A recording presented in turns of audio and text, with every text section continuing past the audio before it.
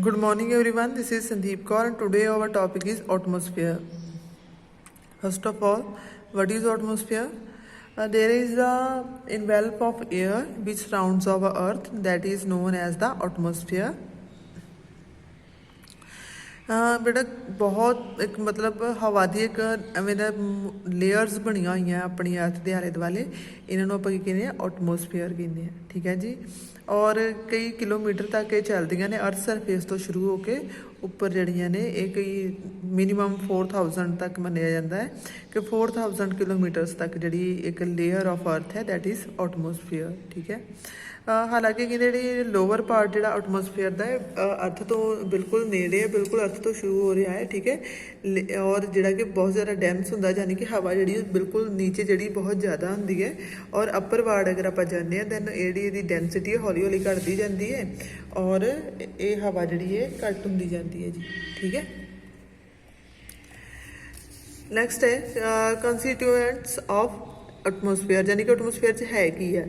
ਇਹ 'ਚ ਬੇਟਾ 78% ਜਿਹੜੀ ਉਹ ਨਾਈਟ੍ਰੋਜਨ ਗੈਸ ਹੈ, 21% ਆਕਸੀਜਨ ਹੈ ਔਰ 1% ਅਦਰ ਗੈਸਿਸ ਨੇ, ਆਰਗਨ, ਕਾਰਬਨ ਡਾਈਆਕਸਾਈਡ, ਹੀਲੀਅਮ ਔਰ ਕਈ ਇਵੇਂ ਦੇ ਜਿਹੜੇ ਗੈਸਿਸ ਨੇ ਉਹ ਆਪਾਂ ਨੂੰ ਇੱਥੇ ਮਿਲਦੀਆਂ ਨੇ। ਠੀਕ ਹੈ ਜੀ। ਨੈਕਸਟ ਹੈ ਐਟਮੋਸਫੇਅਰਿਕ ਜਿਹੜੀਆਂ ਗੈਸਿਸ ਨੇ ਦੇ are essential for our life. We all know that we can't breathe without the oxygen. ठीक है। and for other purpose we need nitrogen and carbon dioxide for the food making process of plants. ठीक है जी। So plants ਦੇ ਲਈ ਆਪਾਂ ਨੂੰ ਕਿਹੜੀ ਚਾਹੀਦੇ ਮੇਨਲੀ ਅਗਰ ਆਪਾਂ ਚਾਹੁੰਦੇ ਕਿ ਫਰਟਾਇਲਿਟੀ ਹੋਏ ਸੋਇਲ ਦੇ ਵਿੱਚ, ਆਪਣੀ ਸੋਇਲਸ ਜਿਹੜੀਆਂ ਫਰਟਾਈਲ ਹੋਣ, ਉਹ ਜ਼ਿਆਦਾ ਪ੍ਰੋਡਿਊਸ ਕਰ ਸਕਣ, then we need nitrogen in the soil, availability of nitrogen, presence of nitrogen in the soil. ठीक है। and we also know that our plants use carbon dioxide to make their food. so again carbon dioxide is also important. ठीक है। और ਜਿਹੜੀ oxygen ਹੈ ਉਹ ਆਪਾਂ ਸਭ ਨੂੰ ਪਤਾ ਹੈ ਕਿ ਆਕਸੀਜਨ ਜਿਹੜੀ ਆਪਾਂ ਇਨਹੇਲ ਕਰਦੇ ਆ, we breathe with the oxygen gas. ਠੀਕ ਹੈ ਜੀ। ਨੈਕਸਟ ਹੈ ਓਜ਼ੋਨ ਲੇਅਰ, ਜਿਵੇਂ ਲਿਖਿਆ ਹੋਇਆ। ਠੀਕ ਹੈ। ਓਜ਼ੋਨ ਗੈਸ ਹੈ, ਓਜ਼ੋਨ ਲੇਅਰ ਹੈ which is present in the stratosphere layer. ਠੀਕ ਹੈ। ਉਹ ਆਪਾਂ ਨੂੰ ਅਲਟਰਾ ਵਾਇਲਟ ਜਿਹੜੀਆਂ ਰੇਜ਼ ਨੇ, ਹਾਰਮਫੁਲ ਰੇਜ਼ ਨੇ ਸਨ ਦੀਆਂ, ਉਹਦੇ ਤੋਂ ਬਚਾਉਂਦੀ ਹੈ। ਠੀਕ ਹੈ। ਨੈਕਸਟ ਹੈ ਜੀ ਇਹ ਵਾਲੀ ਸਾਰੀਆਂ ਗੈਸਿਸ ਜਿਹੜੀਆਂ ਨੇ ਕਹਿੰਦੇ ਕਿ ਆਪਾਂ ਨੂੰ ਕਾਫੀ ਸਮਾਲ ਕੁਆਂਟਿਟੀ 'ਚ ਮਿਲਦੀਆਂ ਨੇ, ਬਟ ਸਾਰੀਆਂ ਜਿਹੜੀਆਂ ਗੈਸਿਸ ਨੇ ਇਹ ਆਪਣੇ ਐਟਮੋਸਫੇਅਰ ਵਿੱਚ ਜਿਹੜੀਆਂ ਨੇ ਉਹ ਇੰਪੋਰਟੈਂਟ ਨੇ। ਔਰ ਵਾਟਰ ਵੇਪਰਸ ਜਿਹੜੇ ਨੇ ਉਹ ਵੀ ਜਿਹੜੇ ਨੇ ਉਹ ਅਵੇਲੇਬਲ ਹੁੰਦੇ ਨੇ ਐਟਮੋਸਫੇਅਰ ਵਿੱਚ। ਹੁਣ ਦੇਖੋ ਜਿਵੇਂ ਜ਼ਿਆਦਾ ਧੁੱਪ ਹੁੰਦੀ ਹੈ ਨਾ, ਦੈਨ ਜਿਹੜੀ ਵਾਟਰ ਬੋਡੀਜ਼ ਨੇ, ਚਾਹੇ ਕਿਸੇ ਤਰੀਕੇ ਦਾ ਜਿਹੜਾ ਹੈ ਉਹ ਮੋਇਸਚਰ ਹੈ, ਉਹਨੂੰ ਜਿਹੜੀ ਜਦੋਂ ਧੁੱਪ ਟੈਂਪਰੇਚਰ ਹੈ ਦੈਨ ਉਹ ਜਿਹੜਾ ਮੋਇਸਚਰ ਹੈ ਹੌਲੀ ਹੌਲੀ ਜਿਹੜਾ ਹੈ ਉਹ ਹਵਾ ਦੇ ਨਾਲ ਮਿਲ ਕੇ ਜਿਹੜਾ ਹੈ ਉਹ ਉੜਦਾ ਜਾਂਦਾ ਹੈ, ਵੈਪੋਰੇਟ ਹੁੰਦਾ ਜਾਂਦਾ ਹੈ। ਠੀਕ ਹੈ ਜੀ। ਸੋ ਇਵੈਪੋਰੇਸ਼ਨ ਦੇ ਥਰੂ ਜਿਹੜਾ ਮੋਇਸਚਰ ਜਿਹੜਾ ਹੈਗਾ ਹਵਾ ਦੇ ਵਿੱਚ ਆ ਗਿਆ, ਉਹ that is also a part of atmosphere. ਹੋ ਸਕਦਾ ਹੈ ਉਹ ਹੌਲੀ ਹੌਲੀ ਬਾਅਦ ਵਿੱਚ ਜਿਵੇਂ ਕੰਡੈਂਸੇਸ਼ਨ ਹੋਣ ਤੋਂ ਬਾਅਦ ਜਿਹੜੇ ਨੇ ਉਹ ਕਲਾਊਡਸ ਬਣਦੇ ਨੇ, ਜਾਂ ਉਹ ਤਾਂ ਸਨੋਫਾਲ ਦੇ ਫੋਰਮ ਵਿੱਚ ਫਿਰ ਤੋਂ ਨੀਚੇ ਆ ਜਾਂਦਾ ਹੈ, ਜਾਂ ਫਿਰ ਉਹ ਬਾਰਿਸ਼ ਜਦੋਂ ਹੁੰਦੀ ਹੈ ਰੇਨ ਦੀ ਫੋਰਮ 'ਚ ਨੀਚੇ ਆ ਜਾਂਦਾ ਹੈ। ਠੀਕ ਹੈ। ਸੋ ਇੱਕ ਜਿਹੜਾ ਪੂਰੇ ਦਾ ਪੂਰਾ ਵਾਟਰ ਸਾਈਕਲ ਕੰਪਲੀਟ ਹੋ ਜਾਂਦਾ ਹੈ। But water vapours are also part of atmosphere. Next is the layers of atmosphere. You can see in this diagram the lowest layer of the earth is the troposphere, and the height of the troposphere varies from 8 km to 18 km. At the equatorial area the height of the troposphere is 18 km, and at the polar area it becomes at the 8 km. Next is the second layer of the earth is the stratosphere, and its height is up to the 50 km. From the troposphere up to the 50 km. Okay। and you can see there is a ozonosphere. ozone layer ਜਿਹੜੀ almost ਜਿਹੜੀ 25 km above ਜਾ ਕੇ ਉੱਥੇ ozone layer start ਹੋ ਜਾਂਦੀ ਹੈ which protect us from the harmful rays of the sun. Okay। and another thing you can see in this picture, there is a aeroplane. ठीक है। so most of the aeroplanes fly in the stratosphere because the because the winds in the stratosphere blows straightly, यानी कि तेरी हवा है बिल्कुल stratosphere क्यों कहते हैं स्ट्रेट की स्ट्रेटो मतलब स्ट्रेट बिल्कुल सीधा है, तेरी हवा है बिल्कुल सीधी सीधी चलती है ठीक है। और जी एयरलाइनस ने उन्होंने जी मूवमेंट है उन्होंने काफ़ी ज़्यादा हैल्प करती है, उन्होंने मूवमेंट जी कोई हिंड्रेंस क्रिएट नहीं होती, so that's why they flow in the stratosphere layer. And if you can see in the troposphere layer some kind of clouds you can see in the picture, okay, and these each and every kind of weather phenomena occurs in the troposphere. The third sphere is the third layer sphere, you can see, you can use any word, okay. So third layer of the atmosphere is the mesosphere. Mesosphere is the coldest layer of the atmosphere, and as you can see meteors, everyone know about meteors. Meteors are the hard materials which came sometimes enter in the atmosphere of the earth, ठीक है। ਉਹ ਵਾਲਾ hard material ਜਿਹੜਾ ਕਿ atmosphere space ਵਿੱਚ ਘੁੰਮ ਰਿਹਾ ਹੈ, ਸਮਟਾਈਮਸ ਕੀ ਹੁੰਦਾ ਹੈ ਕਿ ਉਹ ਇਟ ਐਂਟਰਸ ਇਨਟੂ ਦਾ ਅਰਥ, okay. So when it enters into the earth and get fractioned by the air, it gets burns, it gets burns, okay. So ਇਹ ਹੌਲੀ ਹੌਲੀ ਜਿਹੜਾ ਹੈ ਉਹ ਜਲਣ ਲੱਗ ਪੈਂਦਾ ਹੈ, ਬਿਲਕੁਲ ਅੱਗ ਫੜ ਲੈਂਦਾ ਜਿਵੇਂ ਹੀ ਉਹ ਹਵਾ ਦੇ ਕੰਟੈਕਟ ਵਿੱਚ ਆਉਂਦਾ ਹੈ, ਦੈਨ ਉਹ ਅੱਗ ਫੜ ਲੈਂਦਾ ਹੈ, ਠੀਕ ਹੈ ਜੀ। ਔਰ ਮੈਸੋਸਫੀਅਰ ਵਿੱਚ ਆ ਕੇ ਮੇਨਲੀ ਉਹ ਜਿਹੜਾ ਹੈ ਉਹ ਜਲਣਾ ਸ਼ੁਰੂ ਹੋ ਜਾਂਦਾ ਹੈ, ਠੀਕ ਹੈ। ਇਹ ਔਰ ਇਹਦੀ ਜਿਹੜੀ ਹਾਈਟ ਹੈ that is up to the 80 kilometre. Next our layer is the thermosphere. Thermosphere ਦੇ ਵਿੱਚ ਜਿਹੜੀ ਸਬ ਲੇਅਰ ਹੈ ਇਹਦੀ ਆਇਨੋਸਫੀਅਰ, ਠੀਕ ਹੈ। ਇਹਦੇ ਵਿੱਚ ਛੋਟੇ ਛੋਟੇ ਆਇਨਸ ਹੁੰਦੇ ਨੇ ਜਿਹਦਾ ਕਰਕੇ ਇਹਨੂੰ ਆਇਨੋਸਫੀਅਰ ਕਿਹਾ ਜਾਂਦਾ ਹੈ, which is very useful for the purpose of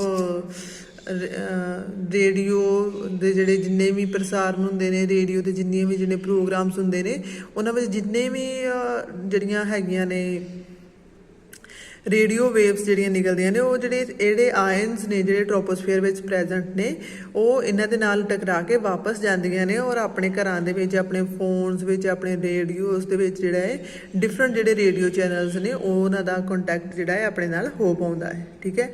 so thermosphere ਹੈ ਜੀ, thermosphere is up to the 450 near about ਜਿਹੜਾ ਕਿਲੋਮੀਟਰ ਤੱਕ ਦੀ ਜਿਹੜੀ ਲੈਂਥ ਹਾਈਟ ਹੈ ਮੰਨੀ ਜਾਂਦੀ ਹੈ। Next is the exosphere. Exosphere is the last layer of the atmosphere and it merges with the space. So 1000 ਤੱਕ ਇਹਨਾਂ ਨੇ ਦਿੱਤਾ ਹੋਇਆ ਹੈ, ਇਹ ਤੋਂ ਉੱਪਰ ਲਗਾ ਲਓ, ਜਿੱਥੇ ਵੀ ਲਗਾ ਲਓ, ਬਿਲਕੁਲ ਥੋੜ੍ਹੀ ਹਵਾ ਹੁੰਦੀ ਹੈ ਇੱਥੇ, ਬਿਲਕੁਲ ਹਵਾ ਨਹੀਂ ਰਹਿ ਜਾਂਦੀ, ਠੀਕ ਹੈ। ਔਰ ਇਹਨੂੰ ਐਕਸੋਸਫੀਅਰ ਆਪਾਂ ਲਾਸਟ ਲੇਅਰ ਨੂੰ ਕਹਿੰਦੇ ਹਾਂ। ਇੱਥੇ ਮੇਨਲੀ ਸੈਟੇਲਾਈਟਸ ਵਗੈਰਾ ਜਿਹੜੇ ਧਰਤੀ ਤੋਂ ਭੇਜੇ ਜਾਂਦੇ ਆ ਉਹ ਆਪਾਂ ਨੂੰ ਮਿਲਦੇ ਆ ਜੀ। Next is the atmospheric cover.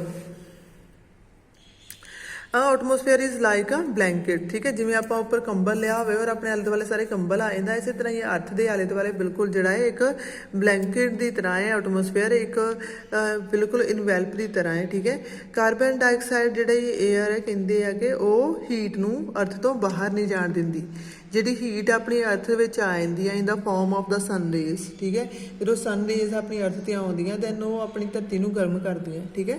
ਔਰ ਜਦੋਂ ਆਪਣੀ ਧਰਤੀ ਨੂੰ ਆ ਕੇ ਉਹ ਗਰਮ ਕਰਦੀਆਂ ਜਾਂ ਉਹ ਧਰਤੀ ਵੱਲ ਨੂੰ ਜਿਹੜੀ ਜਿੰਨੀ ਵੀ ਹੀਟ ਆਉਂਦੀ ਹੈ ਦੈਨ ਕਾਰਬਨ ਡਾਈਆਕਸਾਈਡ ਕੀ ਕਰਦੀ ਹੈ ਕਿ ਉਹਨੂੰ ਆਪਣੇ ਵਿੱਚ ਅਬਜ਼ਰਵ ਕਰ ਲੈਂਦੀ ਹੈ, ਠੀਕ ਹੈ। ਔਰ ਜਿਹੜੀ ਹੀਟ ਹੈ ਉਹਨੂੰ ਇੱਥੇ ਧਰਤੀ 'ਤੇ ਰੱਖ ਲੈਂਦੀ ਹੈ, ਉਹਨੂੰ ਕਿਤੇ ਵੀ ਬਾਹਰ ਨਹੀਂ ਜਾਣ ਦਿੰਦੀ, ਠੀਕ ਹੈ। ਸੋ ਐਟਮੋਸਫੀਅਰ ਜਿਹੜਾ ਹੈ ਉਹ ਸਨ ਰੇਜ਼ ਦੀ ਜਿਹੜੀ ਹੀਟ ਹੈ ਉਹਨੂੰ ਅਰਥ ਤੋਂ ਬਾਹਰ ਜਾਣ ਨਹੀਂ ਦਿੰਦਾ, ਇੱਕ ਸਰਟੇਨ ਲੈਵਲ ਤੱਕ ਉਹਨੂੰ ਅਬਜ਼ਰਵ ਕਰਕੇ ਰੱਖਦਾ ਹੈ, ਠੀਕ ਹੈ। ਇਹਦੇ ਨਾਲ ਜਿਹੜਾ ਇਹ ਰੈਗੂਲੇਟ ਕਰਦਾ ਹੈ ਅਰਥ ਦੇ ਟੈਂਪਰੇਚਰ ਨੂੰ। ਦੇਖੋ ਜਦੋਂ ਬੇਟਾ ਦਿਨ ਟਾਈਮ ਜਦੋਂ ਸਨ ਜਿਹੜੀ ਆ ਉਹ ਰੇਜ਼ ਆ ਰਹੀ ਹੈ, ਠੀਕ ਹੈ, ਅਗਰ ਉਹ ਜਿਹੜੀ ਹੀਟ ਹੈ ਅਗਰ ਉਹ ਅਬਜ਼ਰਵ ਨਾ ਕਰੇ, ਅਗਰ ਜਿਹੜੀ ਹੀਟ ਹੈ ਉਹ ਕਾਰਬਨ ਡਾਈਆਕਸਾਈਡ ਅਬਜ਼ਰਵ ਨਾ ਕਰੇ ਦੈਨ ਆਪਣੇ ਜਿਹੜਾ ਰਾਤ ਦਾ ਟੈਂਪਰੇਚਰ ਹੈ ਉਹ ਬਹੁਤ ਜ਼ਿਆਦਾ ਠੰਡਾ ਐਕਸਟ੍ਰੀਮ 'ਚ ਚਲਾ ਜਾਏ। ਹੁਣ ਰਾਤ ਨੂੰ ਕੀ ਹੁੰਦਾ ਹੈ ਕਾਰਬਨ ਡਾਈਆਕਸਾਈਡ ਜਿਹਨੇ ਕਿ ਹੀਟ ਅਬਜ਼ਰਵ ਕੀਤੀ ਹੁੰਦੀ ਹੈ ਉਹ ਰਾਤ ਨੂੰ ਉਹਦੀ ਹੀਟ ਹੈ ਉਹਨੂੰ ਹੌਲੀ ਹੌਲੀ ਰਿਲੀਜ਼ ਕਰਦੀ ਰਹਿੰਦੀ ਹੈ, ਜਾਂ ਉਹ ਹੀਟ ਦਾ ਕਰਕੇ ਜਿਹੜੀ ਕਾਰਬਨ ਡਾਈਆਕਸਾਈਡ ਗਰਮ ਹੁੰਦੀ ਹੈ ਉਹਦਾ ਕਰਕੇ ਜਿਹੜਾ ਹੈ ਉਹ ਐਟਮੋਸਫੇਅਰ ਜ਼ਿਆਦਾ ਠੰਡਾ ਨਹੀਂ ਹੁੰਦਾ ਔਰ ਇੱਕ ਬੈਲੈਂਸ ਜਿਹੜਾ ਹੈ ਟੈਂਪਰੇਚਰ ਦਾ ਉਹ ਬਣਿਆ ਰਹਿੰਦਾ ਹੈ। ਠੀਕ ਹੈ, ਅਦਰਵਾਈਜ਼ ਜਿਹੜਾ ਟੈਂਪਰੇਚਰ ਹੈ ਬਹੁਤ ਜ਼ਿਆਦਾ ਨੀਚੇ ਚਲਾ ਜਾਏ, ਐਕਸਟ੍ਰੀਮ 'ਚ ਠੰਡਾ ਹੋ ਜਾਏ ਔਰ ਆਪਣੇ ਦੀ ਇੱਥੇ ਰਹਿਣਾ ਜਿਹੜਾ ਹੈ ਉਹ ਮੁਸ਼ਕਿਲ ਹੋ ਜਾਏ। ਇਹਦੇ ਨਾਲ ਦਿਨ ਜਿਹੜੇ ਬਹੁਤ ਜ਼ਿਆਦਾ ਗਰਮ ਹੋ ਜਾਣ ਔਰ ਰਾਤਾਂ ਬਹੁਤ ਜ਼ਿਆਦੀਆਂ ਠੰਡੀਆਂ ਬਣ ਜਾਣ। ਠੀਕ ਹੈ, ਸੋ ਜਿਹੜਾ ਐਟਮੋਸਫੇਰਿਕ ਕਵਰ ਹੈ that also helps us in maintaining the temperature of day and night. Next is the atmospheric pressure.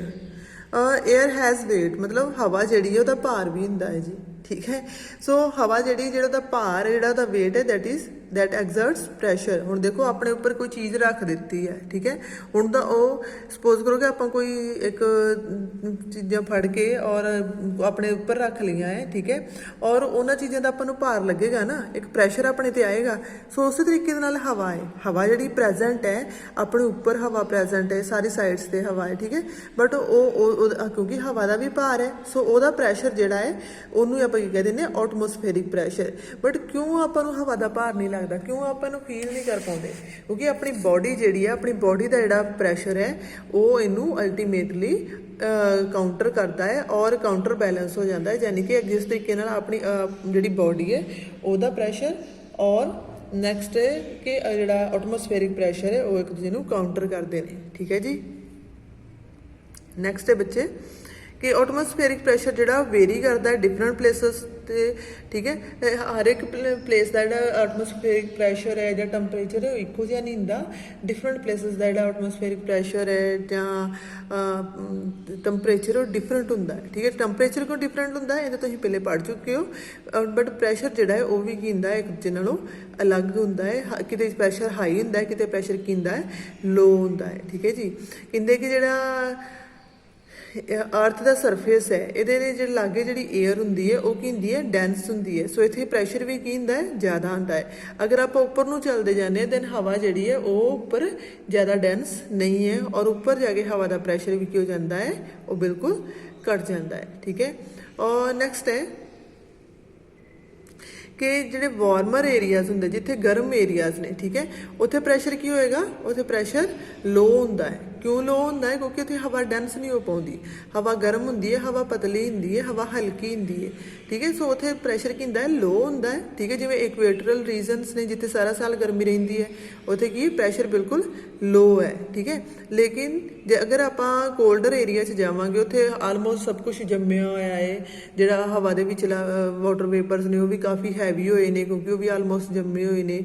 ਸੋ ਉੱਥੇ ਜਿਹੜਾ ਹਵਾ ਦਾ ਭਾਰ ਹੋਏਗਾ, ਹਵਾ ਵੀ ਜਿਹੜੀ ਉਹ ਠੰਡੀ ਹੈ ਔਰ ਭਾਰੀ ਹੈ ਔਰ ਉਹਦਾ ਕਰਕੇ ਜਿਹੜੀ ਆ ਉੱਥੇ ਐਟਮੋਸਫੇਰਿਕ ਪ੍ਰੈਸ਼ਰ ਕੀ ਹੋਏਗਾ ਜ਼ਿਆਦਾ ਹੋਏਗਾ ਔਰ ਟੈਂਪਰੇਚਰ ਕੀ ਹੋਏਗਾ ਲੋ। ਬੇਟਾ ਦੋਨੋਂ ਇੱਕ ਦੂਜੇ ਦੇ ਆਪੋਜ਼ਿਟ ਨੇ। ਅਗਰ ਟੈਂਪਰੇਚਰ ਜ਼ਿਆਦਾ ਹੈ ਦੈਨ ਪ੍ਰੈਸ਼ਰ ਲੋ ਹੋਏਗਾ, ਅਗਰ ਪ੍ਰੈਸ਼ਰ ਜ਼ਿਆਦਾ ਹੈ ਦੈਨ ਟੈਂਪਰੇਚਰ ਲੋ ਹੋਏਗਾ। ਠੀਕ ਹੈ, ਨੈਕਸਟ ਜਿਹੜਾ ਲਾਸਟ ਪੈਰਾ ਉਹਨਾਂ ਨੇ ਦਿੱਤਾ ਹੈ ਕਿ ਜਿਹੜਾ ਐਟਮੋਸਫੇਰਿਕ ਪ੍ਰੈਸ਼ਰ ਹੈ that also makes it possible to the movement of the air. ਹੁਣ ਏਅਰ ਦੀ ਮੂਵਮੈਂਟ ਨੂੰ ਕਿਵੇਂ ਇਨਫਲੂਐਂਸ ਕਰਦਾ ਹੈ ਪ੍ਰੈਸ਼ਰ? ਪ੍ਰੈਸ਼ਰ ਦੇਖੋ ਬੇਟਾ ਇਹਦੇ ਵਿੱਚ ਇੱਕ ਜਿਹੜਾ ਲਿੰਕ ਹੈ ਉਹ ਕੀ ਹੈ ਕਿ ਜਿੱਥੇ ਵੀ ਜ਼ਿਆਦਾ ਪ੍ਰੈਸ਼ਰ ਹਾਈ ਜਿਹੜੀ ਹਵਾ ਮੂਵ ਕਰਦੀ ਹੈ, ਏਅਰ ਮੂਵ ਕਰਦੀ ਹੈ, ਉਹ ਹਮੇਸ਼ਾ high pressure area to low pressure area ਕਰਦੀ ਹੈ। ਜੇ ਅਗਰ ਪ੍ਰੈਸ਼ਰ ਜ਼ਿਆਦਾ ਦੈਨ ਹਵਾ ਜਿਹੜੀ ਉਹ ਲੋ ਪ੍ਰੈਸ਼ਰ ਏਰੀਆ ਨੂੰ ਚੱਲਣੀ ਸ਼ੁਰੂ ਕਰ ਦੇਗੀ। ਠੀਕ ਹੈ, ਜਿਹੜੀ ਸਾਈਡ ਤੇ ਪ੍ਰੈਸ਼ਰ ਜ਼ਿਆਦਾ ਹੈ ਉਸ ਸਾਈਡ ਤੋਂ ਦੂਜੀ ਸਾਈਡ ਨੂੰ ਹਵਾ ਚੱਲਣਾ ਸ਼ੁਰੂ ਕਰ ਦਿੰਦੀ ਹੈ। ਸੋ ਇਸੇ ਲਈ ਹੀ ਜਿਹੜਾ ਅਗਰ ਪ੍ਰੈਸ਼ਰ ਜ਼ਿਆਦਾ ਜਾਂ ਘੱਟ ਨਾ ਹੋਏ ਦੈਨ ਹਵਾ ਨਹੀਂ ਚੱਲੇਗੀ। ਠੀਕ ਹੈ, ਸੋ ਇਸ ਤਰੀਕੇ ਦੇ ਨਾਲ ਪ੍ਰੈਸ਼ਰ ਤੇ ਜਿਹੜਾ ਜ਼ਿਆਦਾ ਹੋਣਾ ਘੱਟ ਹੋਣਾ ਉਹ ਮੂਵਮੈਂਟ ਆਫ ਜਿਹੜੀ ਏਅਰ ਹੈ ਉਹਨੂੰ ਫੈਸਿਲੀਟੇਟ ਕਰਦਾ ਹੈ, ਉਹਦਾ ਕਰਕੇ ਹੀ ਹਵਾ ਦੀ ਮੂਵਮੈਂਟ ਜਿਹੜੀ ਉਹ ਪੋਸੀਬਲ ਹੋ ਪਾਉਂਦੀ ਹੈ। ਠੀਕ ਹੈ, ਔਰ ਜਿਹੜੀ ਹਵਾ ਚੱਲਦੀ ਹੋਈ ਹੈ ਉਹਨੂੰ ਆਪਾਂ ਕੀ ਕਹਿ ਦਿੰਦੇ ਹਾਂ ਵਿੰਡ ਕਹਿ ਦਿੰਦੇ ਹਾਂ। ਸੋ ਇਹ ਸਾਡੇ ਸਾਰੇ ਵੈਦਰ ਚੇਂਜਸ ਦੇ ਲਈ ਵੀ ਰਿਸਪੋਂਸੀਬਲ ਹੈ। ਠੀਕ ਹੈ, ਜਦੋਂ ਕੋਲਡ ਵਿੰਡਸ ਚੱਲਦੀਆਂ ਹੈ, ਠੀਕ ਹੈ, ਦੈਨ ਟੈਂਪਰੇਚਰ ਕੀ ਹੋ ਜਾਂਦਾ ਲੋ ਹੋ ਜਾਂਦਾ ਹੈ। ਠੀਕ ਹੈ, ਔਰ ਜਦੋਂ ਵਾਰਮ ਵਿੰਡਸ ਚੱਲਦੀਆਂ ਦੈਨ ਟੈਂਪਰੇਚਰ ਕੀ ਹੋ ਜਾਂਦਾ ਹਾਈ ਹੋ ਜਾਂਦਾ ਹੈ। Thank you.